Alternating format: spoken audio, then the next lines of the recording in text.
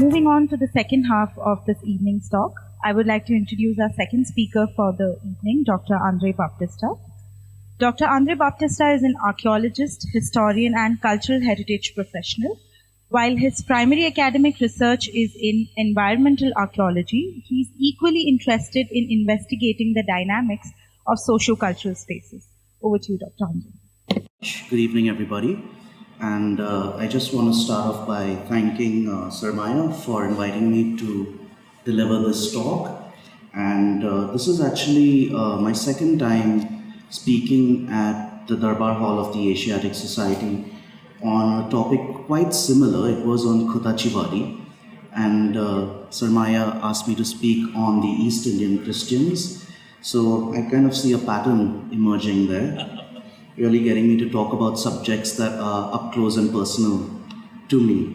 But you're talking about the East Indian Christians, you're essentially talking about identity. And while it can be interesting and each person's view of their identity can be quite personal, it also tends to be very contentious. What is identity? The collective identity, individuated identities. So I'm going to attempt to do a brief overview of this community, and while ideas of identity can tend to get politicized, I'm going to use my training as an archaeologist, as a historian, as an anthropologist to present my understanding of this unique community. So to begin with, I'd like to draw from a video presentation by Maria Goretti. I, André Baptista, have a French name and a Portuguese surname. I am a native of Mumbai, and my ancestors spoke Konkani Marathi and perhaps a bit of Portuguese. I speak neither. Assuming the Queen's English as my primary language, just as my father did, and his father before him. They call me an East Indian, though I am from West Asia. Although globally all Indians were referred to as East Indians to distinguish them from the West Indians of the Caribbean, that would in fact make me part of a community of East Indians from the west coast of India. And yet, after introducing myself, my name, I'm often asked the question, are you from Goa? Never you mind that my mom is from Goa, making me half Goan. But now that we've cleared that up, let's talk history. Now, as I mentioned, there is a certain lens by which I'm going to be looking at this community, and that is essentially an integrated historical, cultural geography. You see, there are two entities. There is an indigenous force, and then there is an exogenous one. And throughout history, there are interactions that take place between these two forces, which kind of lead to cultural sharing of ideas. The dominant group would exert their own cultural traits onto the more submissive group. And that kind of results into this cultural amalgamation, this unique form that is rendered to the space, very specific to its history and to its, more importantly, its geography. Now, what are the East Indian Christians? Who are they? The name in itself is quite perplexing. If somebody asked me what was the one criteria that distinguished this community from the rest, and it would be Christianity, Catholicism, quite essential. Now, it is believed that, Catholicism came to India with the advent of the Portuguese, but there are some sources that state that Catholicism or Christianity in the North Konkan, as in the South, kind of dates to the early centuries of the Common Era. So we have a few biblical canonical sources. Now, bear in mind, these have to be taken with a pinch of salt as an academic, but not with the Portuguese in the 6th century, rather with Saint Bartholomew, Saint Thomas, both of whom were some of the original apostles of Christ. Saint Thomas traveled to the south, to Kerala, and Saint Bartholomew came to the north, to Sopara. both of which were very active ports during the Indo-Roman, Greco-Roman trade period with India, the spice route. So it's not that far-fetched that messages, like I said, cultural migration takes place, ideas pass through these trade networks, that they actually visited India. And in fact, it is believed that Anthias, who visited around 180 of the Common Era, left behind the Gospel according to Matthew, a text in Hebrew with the local Christian population. This is also mentioned by Eusebius and by Jerome in one of his letters.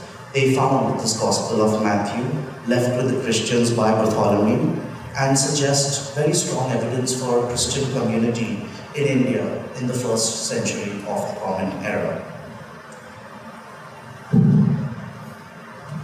Now, there is also evidence of Christianity in Thane that is well documented. In fact, Fiona wrote a piece about it for Midday in 2021, the whole story of the martyrs of Thane. This is also found in the writing of Cosmos Indigo Blitis that mentions him seeing in Kalyan, another ancient port, a flourishing Christian Christian community in the 6th century. Friar Jordanus's evangelizing activities in Thane and Supara were some of the first works of Rome in the North Conquer.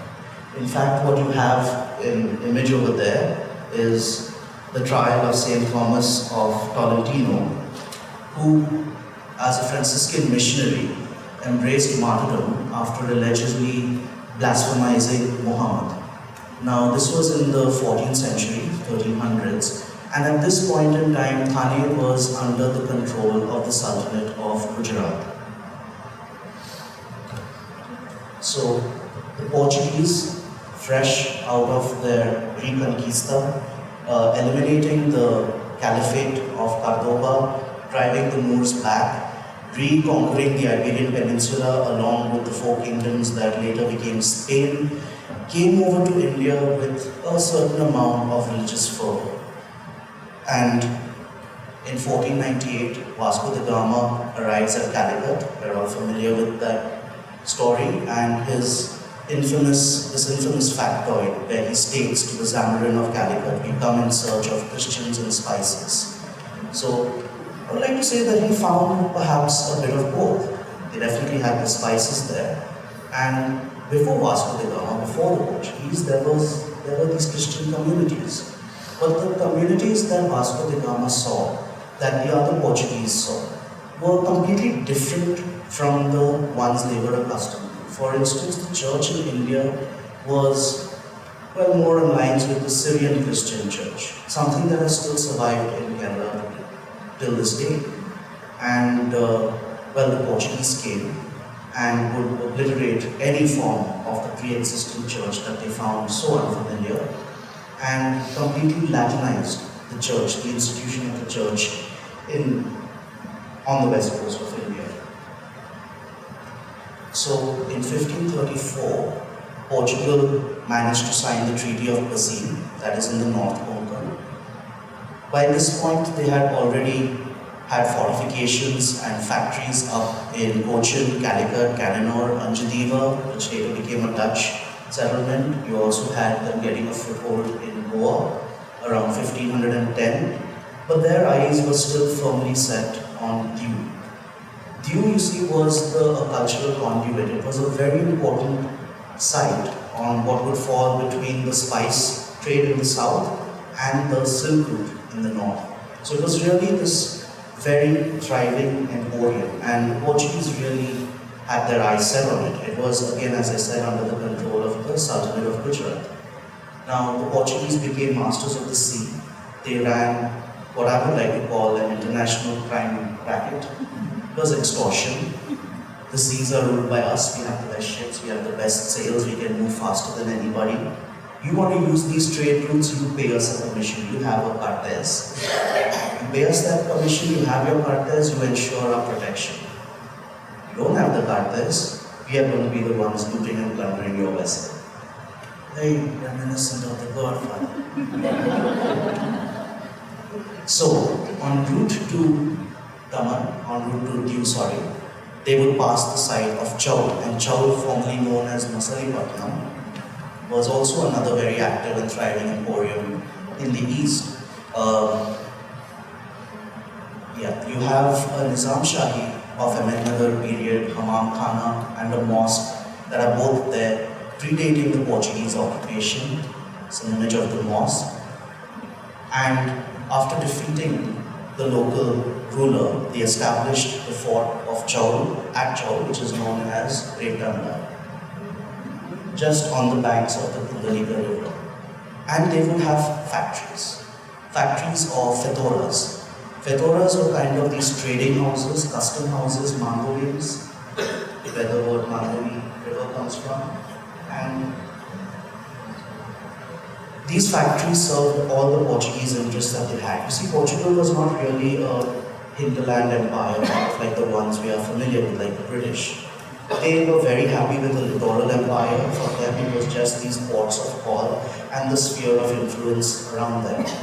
So they would establish this kind of one-story structures that you will see dotting the entirety of the North Konkan hill spaces. So Chaul is conquered. That's the fort at Retanda, satellite view of it, and the view of the Retanda beach. These kind of served as fortified cities, as centers, other than those fetoras, those simple structures.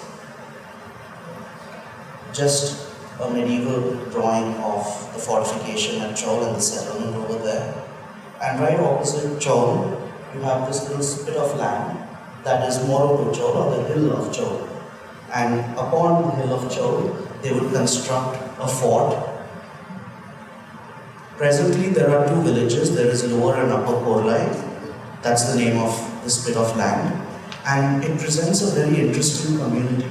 They are Christians who speak Creole Portuguese, Pidgin Portuguese. So, for the longest time, they didn't speak Marathi, they didn't speak English, and they were a very insular, sort of cut-off community from the rest of society. They only had little contact with the farmer, with the agriculturalists of Chaul for the purpose of trade through barter. So that is the hill fort of Korlai. It's essentially one strip of land, bastions running according to the shape of the hill, and it is meant to protect the fort at Chaul, still equipped with cannons that once stood there and were very much in use. You have the dog motif seen over there as well. The access to the fort from up the hill, you have Nossa Senhora do Mar. Please forgive me for my Portuguese pronunciations. They aren't what they ever were. So, Nossa Senhora do Mar, the Lady of the Sea Church at Korlai. This is the present church over there, Nossa Senhora do Carmo, which has now introduced church service in Marathi, essentially to get members of the community moving out of society, getting them to kind of merge with the rest of society, blend, more opportunity. This is Korlai village as it presently stands. And a typical wedding service at Korlai just talks about the cultural differences. You can really see it summarized in one picture. Then comes in one of the Governor Generals, Nuno de Puna, of the Portuguese holdings in India, and he attacks Diu, this magnificent fortress that would serve their interests over there, and forcing him to the Sultanate of Gujarat to enter into a treaty known as the Treaty of Bassein in 1534. And by that treaty, you have all these surrounding areas of land around Bassein or Vasai, as it is known today, and was traditionally known as well. You have the Saibana de Vasai, the Saibana of Vasai, or Kasave de Thana or Tana, Ila de Salset, the Salset Island, the island at Karanja. You had Ila de Belafort de Sambaya, which I took a little while to figure out what it was, but it's essentially the Belapur area, Belafort. Pargana de Manora, Manori, Asheri, which is again further east of Mumbai, and of course the island of Bombay. Vasai would become the capital of all these northern territories. Everything that stretched between Diu in the north to Chaul and Korla in the south came under the control of Vasai, a magnificent fortified city. The 7 islands of Bombay, also part of the Portuguese territories. You had Garcia de Horta, who was the Fidalgo, or the nobleman, who held the main island, the largest of them all, the Bombay Island, and he would construct the Bombay Castle. And just behind us, that's the Asiatic Society over here. Just behind us, you can kind of see what is now Amazon with the shape of the Bombay Castle. Something that has survived for almost 400 years.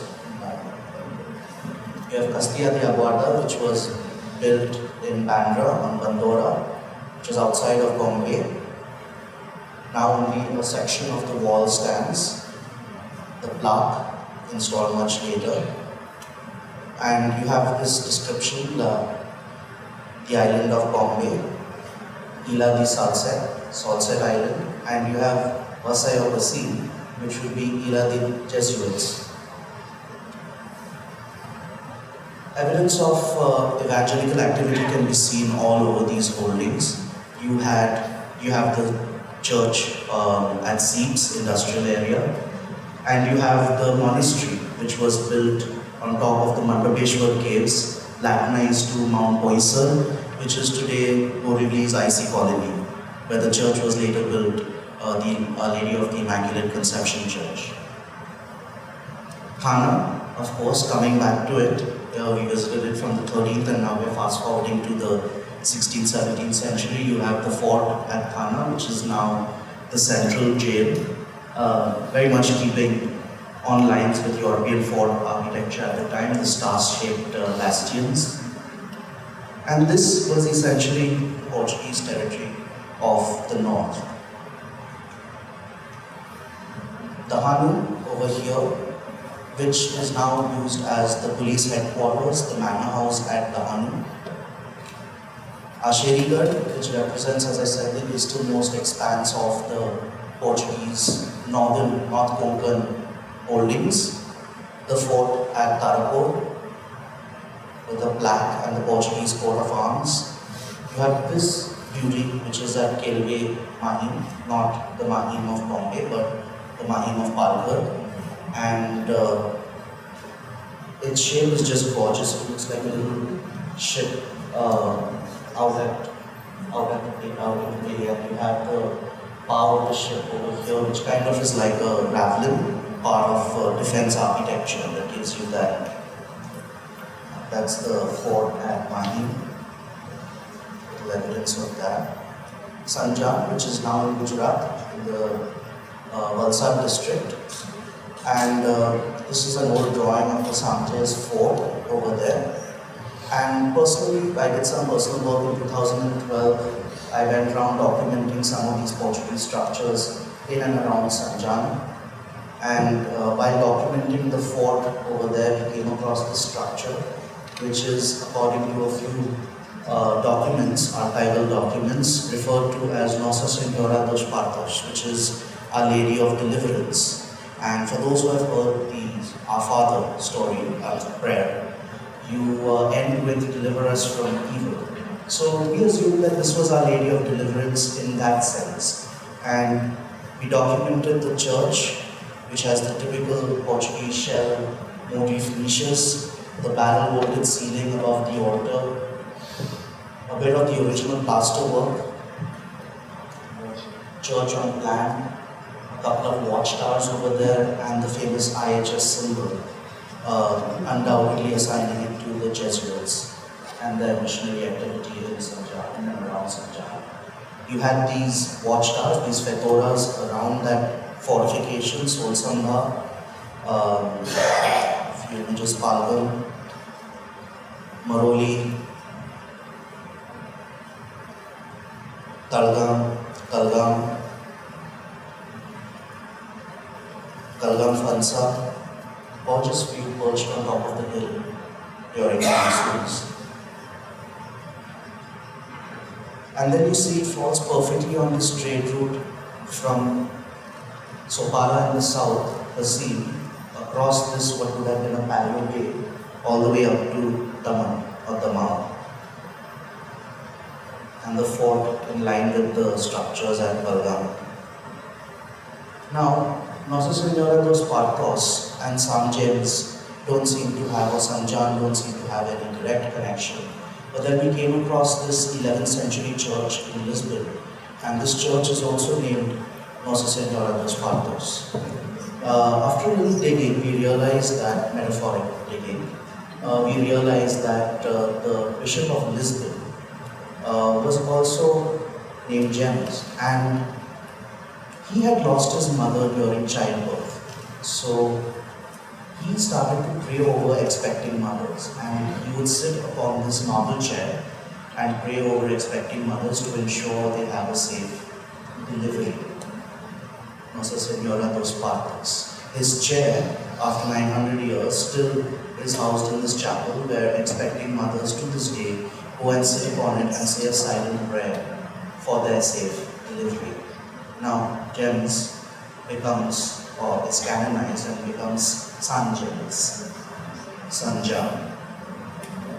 The fort at Arnala, which shows different features. You have these more Maratha-looking features because, well, in 1739, the Marathas under Chimmaji Appa rode from the hinterlands to reclaim the coast in the name of the Peshwa. The evangelical activities kind of irked some of the local residents who besieged the Marathas for their intervention, and in 1739 Basin and all of its surrounding territories were lost by the Portuguese, all of these.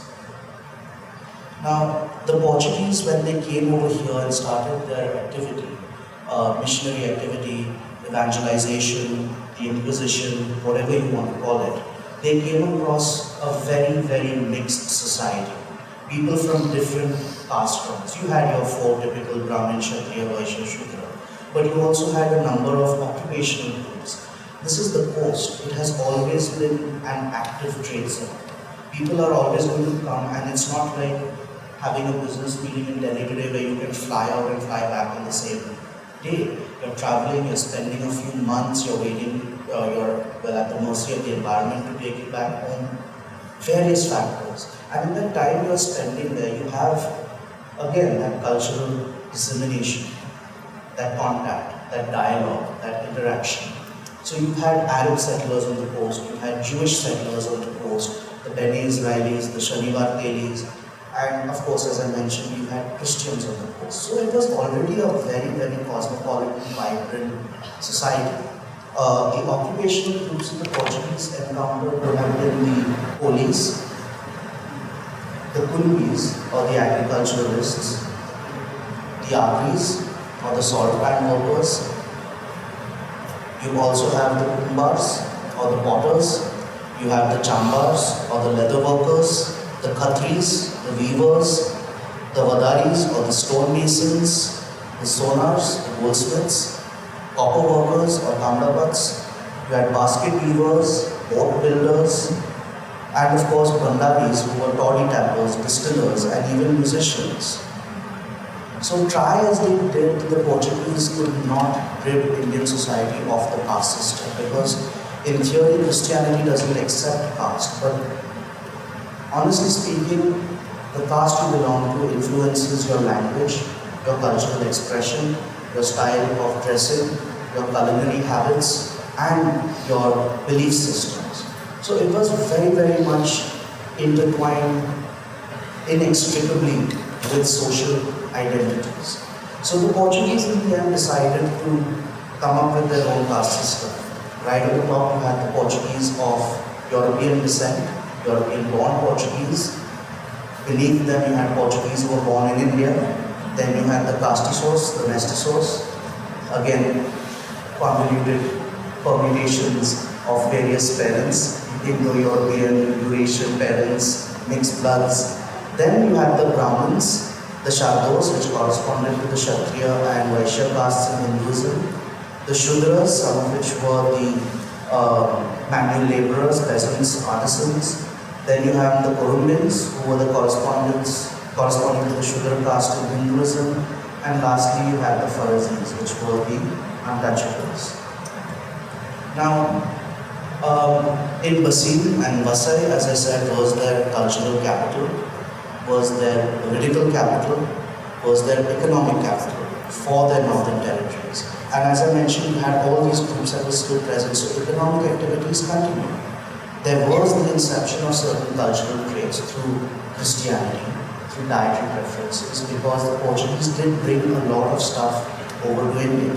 Things that we consider, well, inseparable from our diet today. Potatoes, chilies, were all brought over by the Portuguese. In Bombay, in Mumbai, it's the pav. Again, the vada pav. Almost all its components, other than I think mustard seeds and besan and curry patta and curry leaves, are products of export by the Portuguese. So, imports. Yeah, so Basim established, the fort established a number of churches around the island of Basim, like the Church of Holy Cross, built in 1557. Now, mind you, these churches have undergone various construction events over the years, some of them even as late as the late 19th century, early 20th in some cases. You have the church at Sandur, this is the Church of St. Thomas, built in 1566. Church of St. James, or Our Lady of Light in Agashi, which is the northernmost church in Durbar, 1568. Nandagal, Church of the Holy Cross, 1573. Nossa Senhora de Graça, Our Lady of Grace Cathedral, now the Cathedral of the Archdiocese of Vasai, built in 1574. Ramedi, Our Lady of Remedy, built in 1577. Pale, Mother of God Church in Naigaon, built in 1585. Mercy's Church of Our Lady of Mercy, built in 1585. And Manipur, you see now slightly more Art Deco-esque vibe to it, but built later in 1612. Now, we know that in 1666, the 7 islands of Mumbai were transferred over to the British Crown as a form of dowry. You have Charles II, and this was during the restoration of the crown, so he married Catherine of Braganza, and as dowry, these 7 islands were handed over to the crown, so Charles's prize is to the right of him. That depends on how far right you go. But the Portuguese fidalgos, the boots on the ground, the fidalgos of the Bombay Island, the Parel Island, Masgao, Mahim, Siam, all of these islands really wanted to hold on to their grasp. They did not want to let go. It's because the Portuguese on the ground realized that the day they let go of these holdings in Bombay is the day the Portuguese Empire in India starts to wane, and right they were. But they had a few skirmishes, and the dowry was actually signed in 1661. It took a good 5 years for the transfer to actually happen. There were a few naval skirmishes and various things that took place. But Bombay, or Mumbai city as we know it today, was firmly in the hands of the British in 1666. Now, the churches though in Bombay at the time still were funded by the Portuguese crown. So they came under this system known as the Padrado Real. And Christians over here that were converted by the Portuguese used to still attend these churches where Mass was celebrated by Portuguese priests. The British could not really invest in this community that still visits Portuguese churches and hears Masses celebrated by Portuguese priests. So what did they do? They brought down the propaganda fide, the Roman seal, and established a number of other churches. And there are actually references to stone pelting fights between these two churches in Bombay, the Padrado Real and the propaganda fide. So you can actually see the map over here, Our Lady of Expectation Church, which I believe would have been the cathedral at Bhubaneswar that no longer stands, but the jury is out on that. But then you have Our Lady of Gloria Church, which is Baikala, which was propaganda fide. You had St. Anne's in Mascon, which was again propaganda fide. But right on the top you have St. Michael's, that would be Padrago.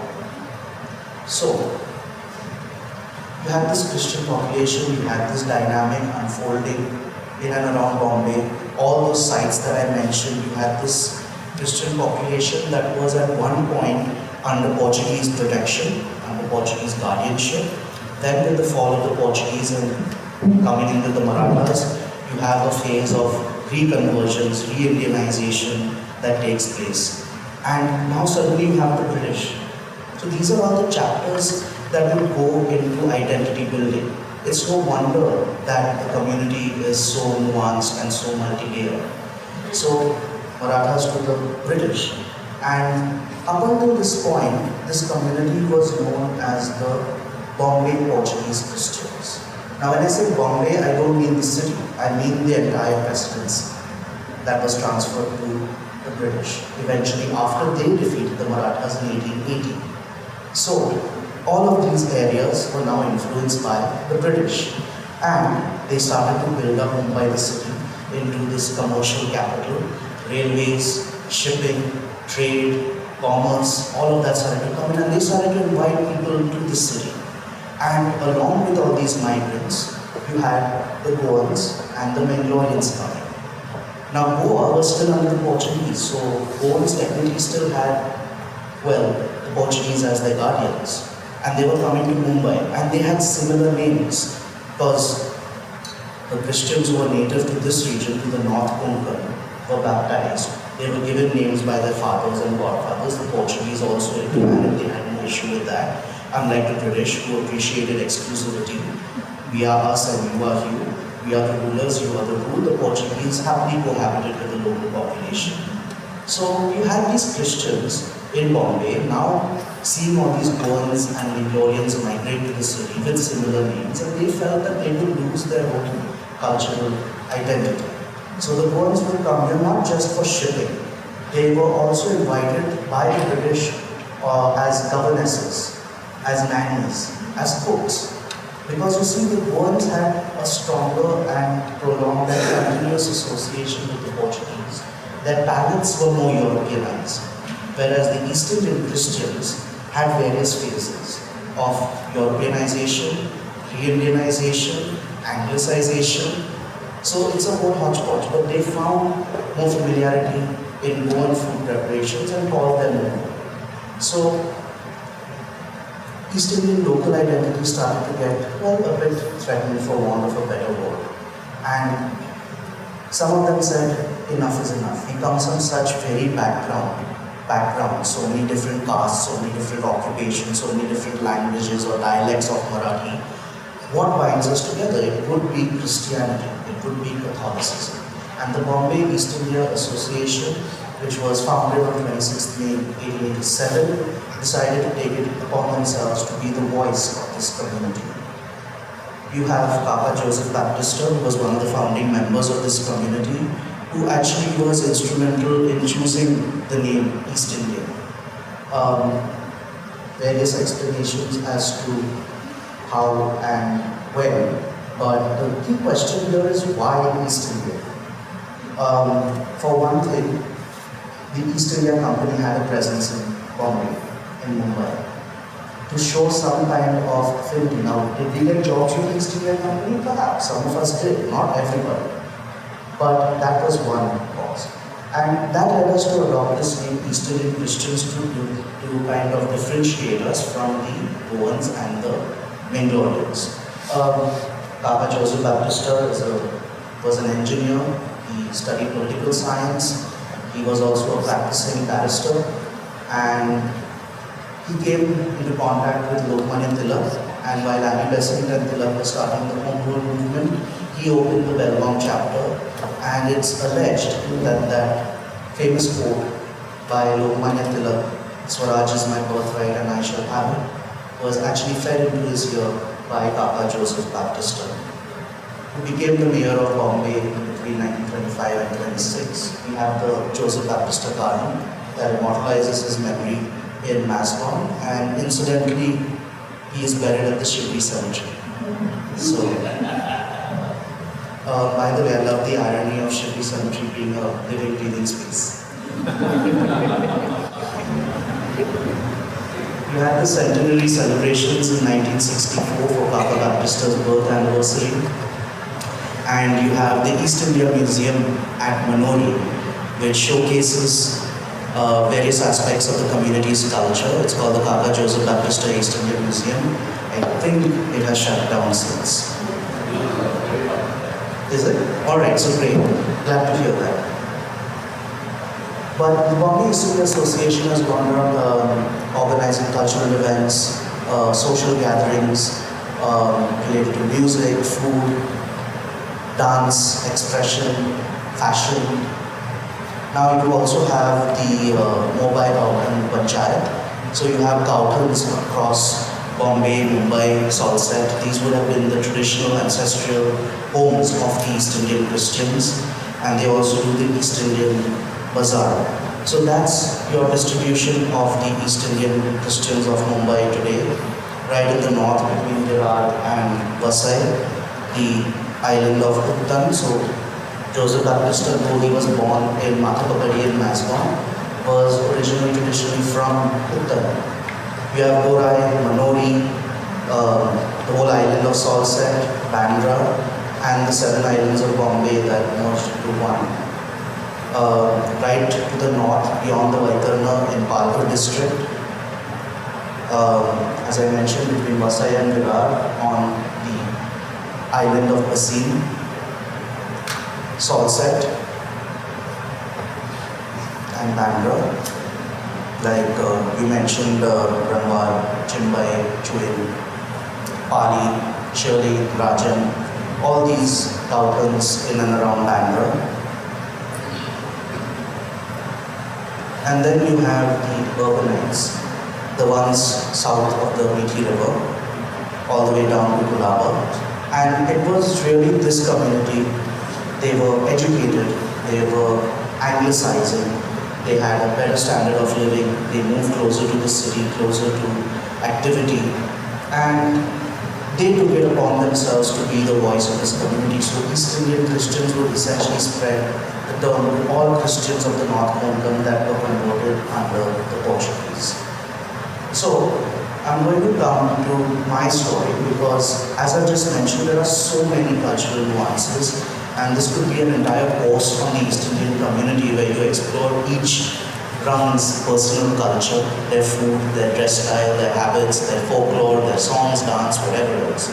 But I'm going to talk about my family history, and what that trajectory represents to me today. We have over here a view from Malabar Hill shot in the 1940s of Girgaon.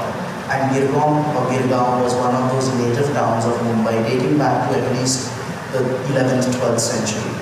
And Girigram, as the name suggests, is the village at the foot of the hill being Malabar Hill and Kambala Hill.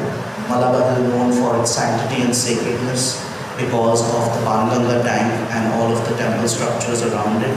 So Girgaon would have been quite an active little town.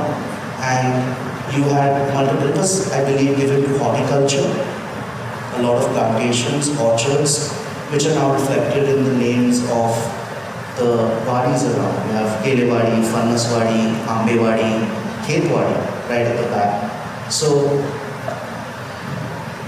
yeah, it's in the D ward today. And at this time, Bombay was spreading beyond the confines of the 4 walls. You had reclamation projects, you had Hornby coming up with his Velar. We talk about the coastal road blocking the view of Haji Ali today. But I wonder somebody raised an objection when Hornby was constructing this Velar. So you wouldn't have had that major arterial connection between South and North. Mumbai city, not Mumbai, but Mumbai city, if it had not been for that. But one of the first roads leading outside the city was the Girgaon road. Okay, it went via Breach Candy and just continued straight towards the north. And today it's called the Jagannath Shankar Shet Marg, JSS Marg. And these are 2 survey maps that I in fact procured from the digital archives of the Asiatic Society.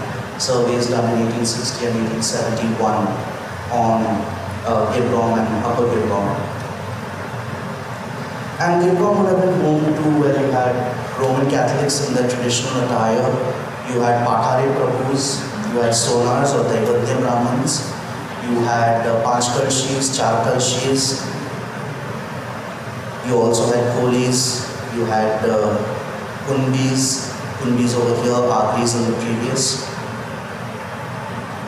And then slowly it began to grow into this thriving town. And a lot of East Indians from around those spaces I showed you earlier started to move closer to the city and established what came to be known as Kotachiwadi. Those essentially were townhouses. They would come from your Monday to Friday, work in the city, live in this house, and on the weekends go back to their native place. So you had a lot of, I've received some flack for calling it migration because there's also this want to push for this identity as the original inhabitants, the sons of the soil. How can you use migration? So I was like, yeah, you're probably right. If I moved from Kurla to Chaviro today, you would call it migration. From Marol to Chaviro, no, it's not migration. It's movement. It's intra-regional movement that this community started to undertake and came to this part of the city. So, what connects me to that identity of East India? When we're talking about identity, collective as opposed to individuated, we're talking about what the community identifies with, practices. For me, identity is drawing from the experiences you have undergone throughout your life, what you have been exposed to, what you have experienced, and that experience comes from memory, right? So, what is the best, thing to elicit memory? It's a sense of smell and taste, i.e. food. So, Peter Mariano Baptista moved to Kotachiwadi, my great-grandfather, in 1890. He bought a cottage in Kotachiwadi that he developed into a G+1 structure. In 1891, the deed of conveyance was signed, sealed, and delivered at the sub-registrar's office of Bombay. Paid a princely sum of 3,000 rupees in 1891 for that property, but he came to Mumbai as a bailiff in the small causes court. So again, education, standard of living, all of that, bringing them closer to the city. Started to anglicize, started to westernize. So all those traditional East Indian foods in the 30s, 40s, especially when entertaining became a thing in town, you started to incorporate a lot of English traditions like the white sauce, for instance, in your preparation, your bakes, that became quite common. But he moved from home and hearth in Vasai, that's my ancestral home, which is in fact adjacent to the cathedral at Vasai, the Papri church. That's in fact the boundary wall over there. And bought this land, as I mentioned, and you can actually see him being addressed as Bombay Portuguese Christian of Indian origin. Not yet. He's a little winded at the end, so yeah, I suppose in terms of practicality, East Indian is shorter. That's the plan of the house. And he married and had 6 children. My grandfather, Walter, was the youngest. And he married Janet, Joanna, also from Vasai, from small carpentry near Papri Church. Now, food, as I mentioned, and memory. Janet Baptista lost her mother when she was about 8 years old. And she was shipped off to Mount Mary's boarding school in Bandra. And over there, whenever she told me stories about her time in the boarding school, she would always talk about, the conditions, leaky roofs, single beds which were uncomfortable, lumpy mattresses if they were lucky enough to get one. Every one of their belongings had to be kept in a singular trunk at the foot of the bed. And the thing that she was most irked by was the memory of the food they served. And she described it in these words: dal, which was essentially lentils floating around in water. Rice, and I believe the word she used was pach. Absolutely soggy. Now, she would talk about this, and there were two rounds of boarders at Mount Mary's. There were the ones who would go back for their break and summers and had homes and families or whatever. And then there were those who were adopted by the nuns, who were orphans. And the orphans, as I was told by my grandmother, were met in much better treatment than the other boarders. So they would be served a little cutlet at meals and at mealtime. And there was one lady, Teresa, who would sneak in a cutlet for my grandmother. And this was in the 1930s, early 30s. And till the mid-90s, my grandma and Teresa, who we used to call Small Teresa, because there are about Teresas in the Catholic community are about a dime a dozen. So you have to come up with nicknames as to which particular Teresa you're talking about. And she was little. She had white hair and a long plait that ran down her back. And she would, I remember her so vividly, she would come over, and I'm thinking to myself today, in retrospect, this is a friendship that lasted more than 70 years and started over food. So let's get into it, the food. What is East Indian cuisine? Let's start with toddy. Alright? Or to call it poetically, Maria Branca. So you have toddy in the morning, the first fermentation when they tap it, which is quite sweet and, well, somewhat of an acquired taste, but overall quite palatable. And then you have the toddy of the evening, which has had the entire day to ferment, which is not so sweet, not so palatable, definitely an acquired taste, but also definitely packs quite a punch. You drink it, or you store it rather, in these earthen pots called puttas. They are long-necked vessels, and you drink it out of small ceramic shot glasses. Later on they became glass, called chownis. Wine. Now, wine-making traditions, as I mentioned, Sopara, Kalyan, active trade centers for Greece and Rome. What came from Rome? Stuff that is still coveted from Italy today. Wine. And we give them spices. Why? Because we have an abundance of it. I mean, it's coming in from Southeast Asia, taken by the cargo load. What can you give us? We have gold. Alright, gold works. What else do you have? Wine. Oh yeah. Wine's going to get you there. So wine making has been a tradition of the northern Konkan for at least 2000 years. Okay? And all kinds of ingredients are used by the East Indians to make wine. You have rice wine, you have ginger wine, you have grape wine, which is more traditional wine made of resins. And it's ridiculously sweet. The proportion of sugar and the key ingredient, well, they aren't in proportion. At the most, you can have it when somebody toasts at a wedding or as a dessert wine. In the kitchen, you're likely to find traditional kitchen equipment that you associate with the North Konkan. You have the tizals, which are earthen pots. The one that's photographed over there belonged to my great-grandmother. And no pork dish, because that's one of the primary ingredients of East Indian cuisine, pork. No pork dish would ever taste as good if it's not made in a tizal. You have barnis or rasins, which are used for storing pickles, again very typical of the coast and North Konkan.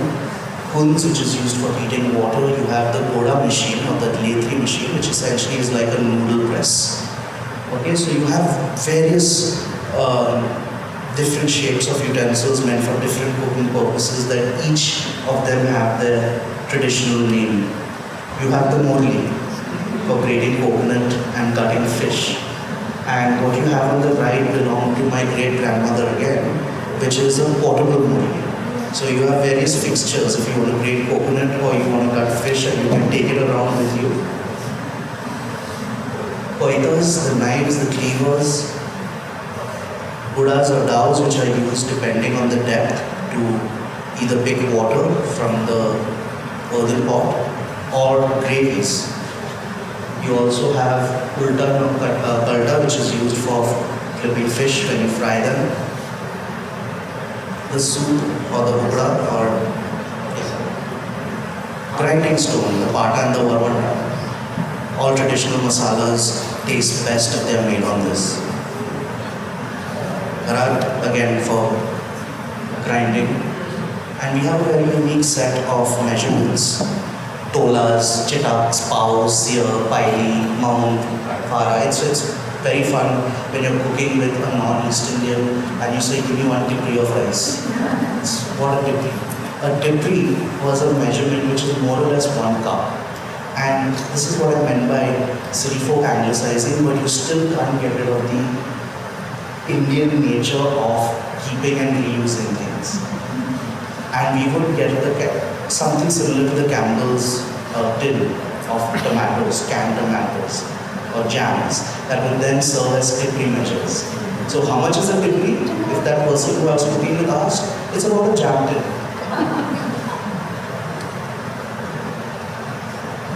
January, February, post mark is usually wedding season, and that's my grandmother's younger brother on his wedding day in 1951, I think. 58, in 1958, with his bride. And if you remember the photograph I showed you of those 2 girls standing near a boat, that was actually her. They are from the family of Remedios, who belong to a village called Lahan Sukari, small carpentry, and were traditionally boat builders. The Moya ceremony as part of the wedding is the first shave, because East Indian boys, when they got married, invariably the shave would be their first shave of their lifetime. They got married young back in the day. So it became, of course, like all practices, a tradition, a ceremony. So now you have the barber who comes over and shaves the groom, the groomsmen, the father, the uncle, the godfather. Godfathers are a very important thing at all these events. And then you hand him that subra that you can see over there with the coconuts and flowers and offering, and of course, a generous tip. Umbratsa pani, which is also done the day before the wedding. Now the umber is the fig tree that grows next to a well, and its roots retain a lot of water. So you tap these roots, extract the water, which is believed to have curative properties, which is believed to be good for the skin, etc., etc. But of course, let's make this a tradition and ceremony out of it. So, Umbratsa pani is held the day before. The real reason is because people also go to the well to collect water for the wedding the next day. Because you're going to be sloshed the next day of the wedding. No way are you going to get up and fill water. So fill all the water you need for the wedding the day before. Community cooking becomes very important during a wedding feast. You have all the aunties coming together, sitting around, sharing village gossip tales, complaining about the person who's not there, and frying these little starch carbohydrate wonders. If you have a Borea fresh, it's kind of a donut-shaped starch component that you would club with your vindaloo, and it's not vindaloo, it's never vindaloo. I'm not going to make a crass joke about wedding daloo. Wedding feasts, the pulao, the sorpatel, the vindaloo. And what's interesting is the way these cultures have been shaped, because vindaloo and sorpatel common to both Goa and Mangalore. You have the East Indian sorpatel. Now, in my opinion, the Goan sorpatel is good enough to be had as a side dish. The Mangalorean sorpatel is good enough to be had as a gravy. But if you eat the East Indian sorpatel in that way, good luck with the acid reflux. It's served in pickle-sized proportions. It's way more spicy. It packs that much more of a punch. And the souring agent, also the preserving agent, is vinegar. A little change from the traditional souring agent in most gravies or curries on the coast, which is copra. Now, it's not that we don't use the copra, but we've also incorporated vinegar. Phobias, of course. Again, deep fried dough balls, can you ask for anything better?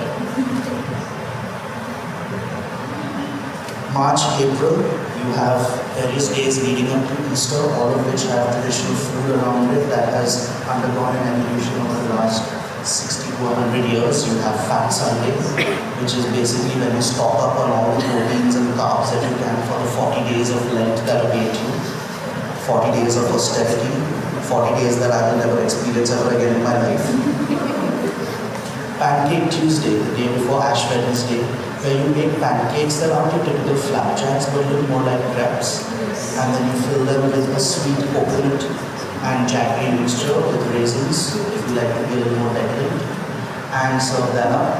Ash Wednesday, then the austerity starts. All vegetarian for Lent.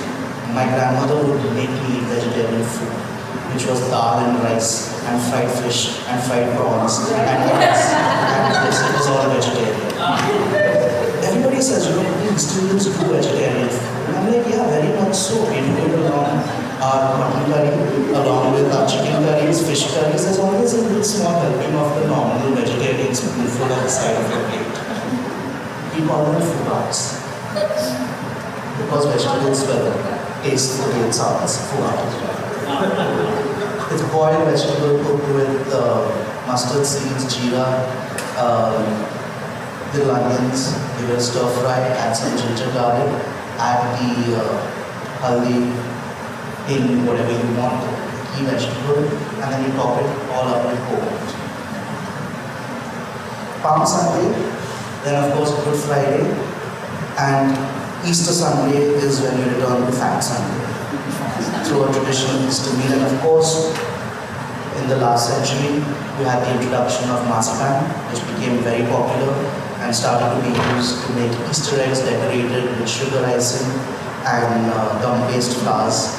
You have chocolate that's also made its way into the market, not traditionally made at home, obviously, but marzipan very much so using cashews, or if you want to be decadent again, almonds. The masalas. How can we pass March and April without talking about spices? Every Indian household will scuttle before the monsoons hit to get the best spices at that time of the year, blend them together, pound them and make their families' masalas. We have so many of them with different permutations and combinations of various spices. Each one of them are further used in various permutations and combinations to make different curries.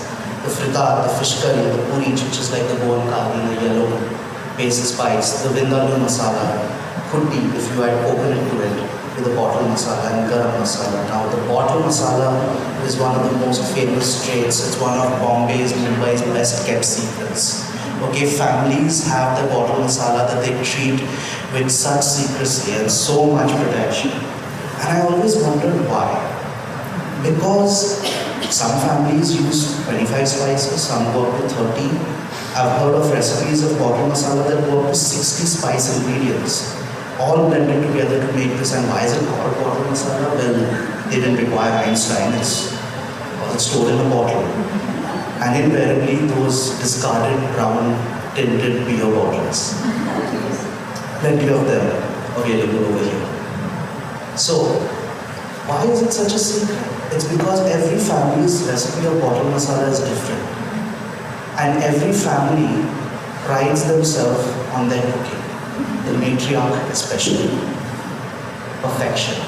Because when my grandmother got married, moved into Kudachiwai, she said that no child or descendant of hers is ever going to be exposed to the substandard meal that she had to endure during her childhood. And she became a culinary perfectionist. So, there was a shade card, I swear, veggie fried thing, because they had to be golden brown. This is too brown, this is too cold, this is under fried. And I was like, I'm going to print out a shade card next time. But the bottle masala, that's the whole thing. And when your bottle masala has a certain taste, people like that taste, that becomes your identity, your family's identity. Why would you share your identity and have other people engage with it? It's my family, my tradition, my ingredients. May is usually harvesting season before the monsoons come in, so all your white onions coming from all over the coast and start hanging from traditional kitchens. Of course, fried cornmeal, the best thing. And then in the monsoons, when you can't go out fishing that easily, you dry them. and then you make pickles, you make super. You have a curry that's called chinchalli, which is the water masala, and cuts of this fried bhungi.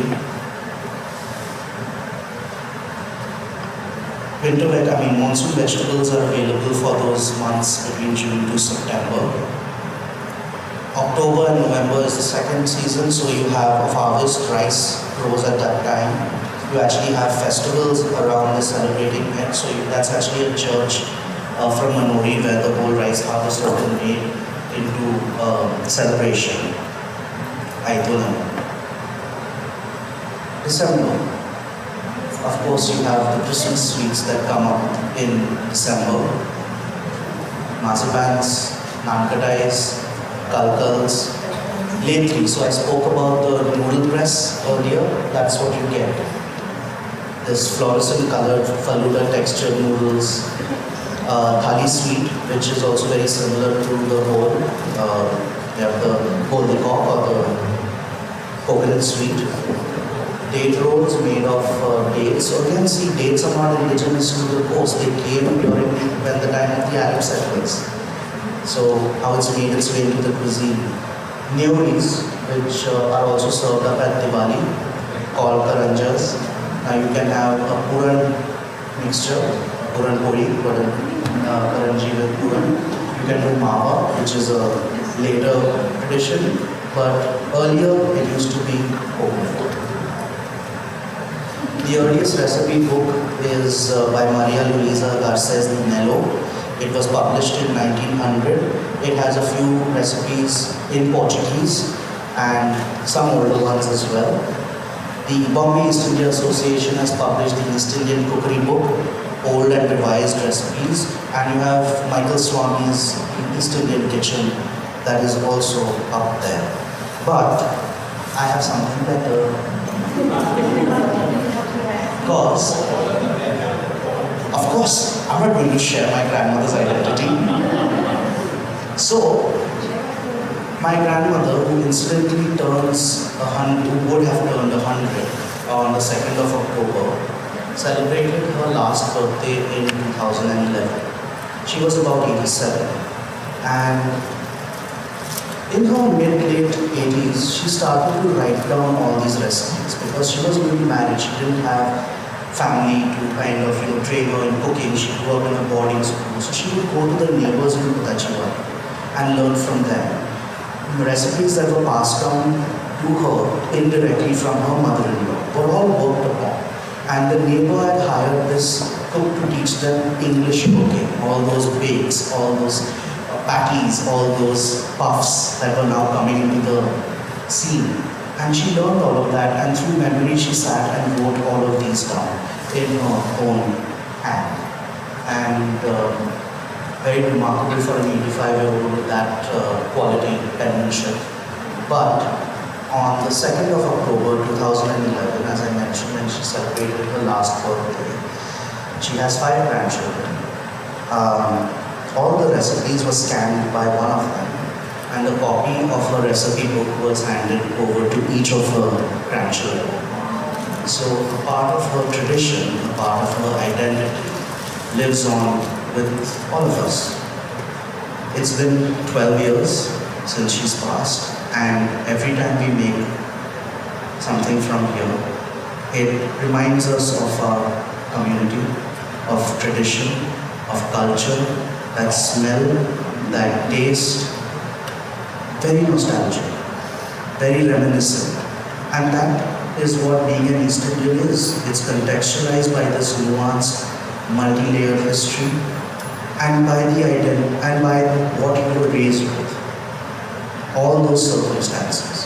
So others might have a different take on the East Indian community. You could be from different occupational groups. You could be from a different part of the city. But essentially, the East Indian Christians are the Christians from the North Konkan that were converted by the Portuguese. Daman, Diu and Goa have very different historical trajectories, but everything in between follows this course. So, thank you very much.